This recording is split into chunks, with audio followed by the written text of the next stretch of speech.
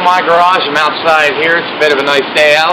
Today we're going to do a follow-up on the XL-12 Homlite I was showing you guys in the previous video.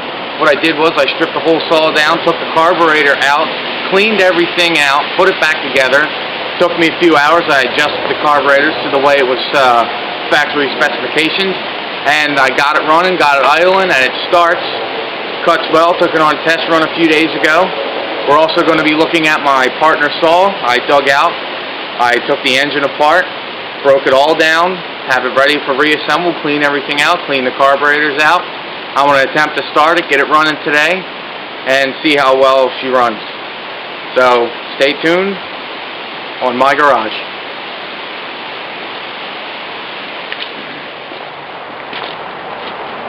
Well guys, here she is. Refurbished, cleaned up, and tuned up, back in perfect running order. I'm going to do a test start for you here. Choke out, pull the starter handle. There we go.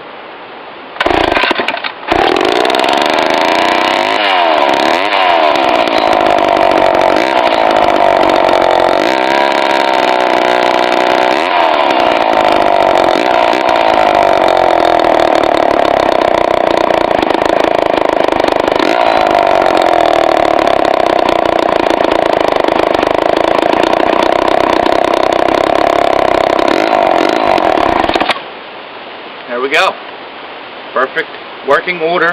XL-12 chainsaw, circa 1974. Okay guys, here she is. My partner saw, completely dismantled, cleaned out. Took the carburetor here and cleaned it up as best I could. I'm going to wait till I put it actually on the saw to adjust it right. I gotta run the saw, see how the fuel mixture is. Everything looks good. I cleaned off the top of the piston head. Burns a little bit of oil, obviously, because it's a 2-cycle. But I cleaned it out. The cylinder head looks good, and so does the rest of the saw down in here. Hold on one second, I'll get my light and we can actually see down inside here. This is the cylinder wall. It's not too bad. A little bit of burn oil up there. I'll probably take this back apart when I get a parts washer. Just took the engine housing right off the front of the saw here. And here it is, the Partner 1613 chainsaw standard, automatic and manual oiler. I'm afraid it may need a new ignition coil. I hope not, because I really can't find one right now for this saw. If anybody knows of a saw or of a coil that'll fit this saw, let me know.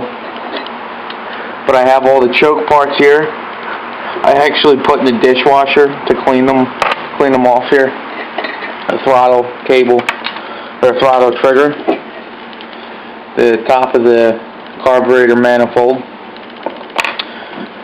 All my parts are in order, so what I'm going to do is I'm going to put this back together, see if I can get spark out of her. I know she still has compression, so hopefully this will get going again.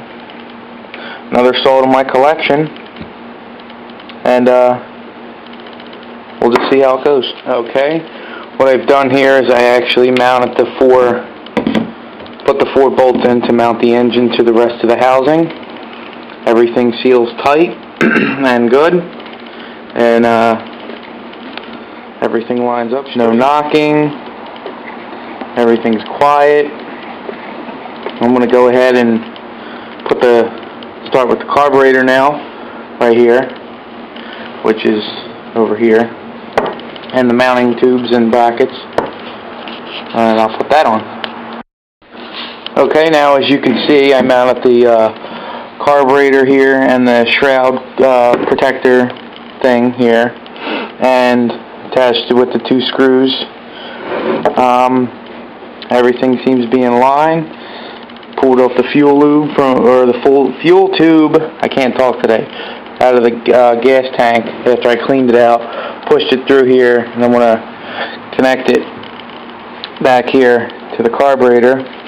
Everything still seems to be in order, and just going to continue putting the parts back on here.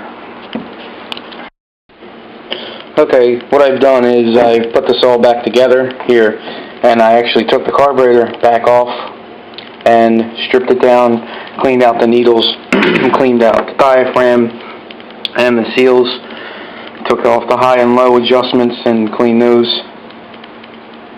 And now I'm just trying to put the carburetor back together, put the seals and diaphragms back on, put it back together, and see if I can get it to start run clean. I actually cleaned out a lot of sawdust that was deep down inside the carburetor here, and right here where the screen is, down here in the fuel channel, from the diaphragm needle back to here, it was clogged. So I'm going to put this back together, put it back on the saw right here, and put everything back together, see if it'll start for it. Okay, I put the carburetor assembly back on, put everything back on, put the handle on here.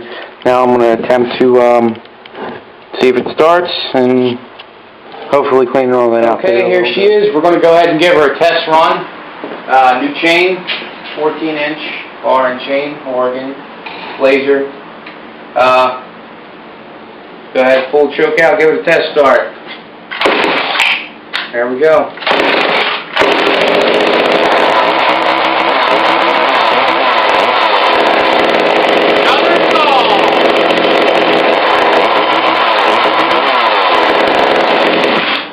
Haven't quite put on a on-off switch yet, but I'm going to go ahead and get to that because I don't want to keep choking it to shut it off. But there it is, part of the 1613 chainsaw, back in order.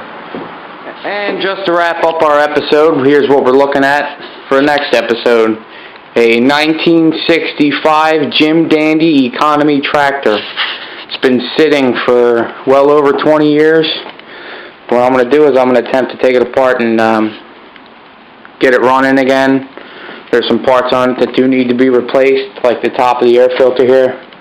Some parts in here. Actually, the air filter just disintegrated it off the foam rubber. And some electrical parts that need to be replaced. But everything other than that seems to be good, except for about the mower deck that's over here. The spindles, one of them are loose that keep shaking off. From what my dad was telling me, it wouldn't go around, it would just throw the belt. So, and it needs battery goes back here, but there it is, the 1965 economy Jim Dandy tractor. It's made by Engineering Products, which were based in Waukesha, Wisconsin, and obviously they're no longer in business, so it's probably going to be an adventure getting parts back in here, but that's something to look forward for the next episode for you guys who actually watch the show. Thanks a lot.